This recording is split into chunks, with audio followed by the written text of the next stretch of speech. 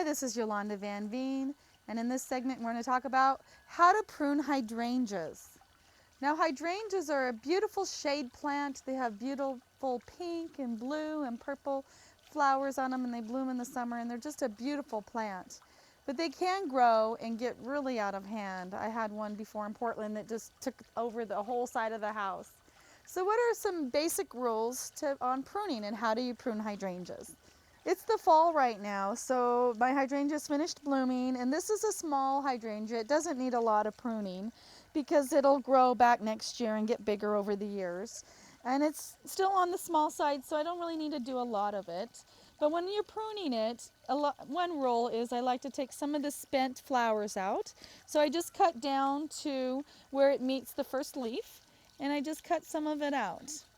And any of the leaves that don't look good, I might cut out. But the important part is when you're pruning, make sure when you cut it to where it meets another leaf. So here there's 2 leaves and there's another stalk coming up. So I'm going to cut right at that point. And that way it'll fill up and look really good for next year. So I want to prune any of the bad leaves out. Here's some slug bites. And it's really easy to do.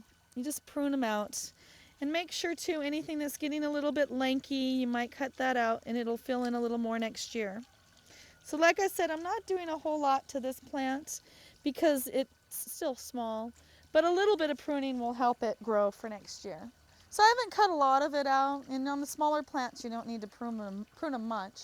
But a rule of thumb is don't prune any more than 1/3 of the size of the plant.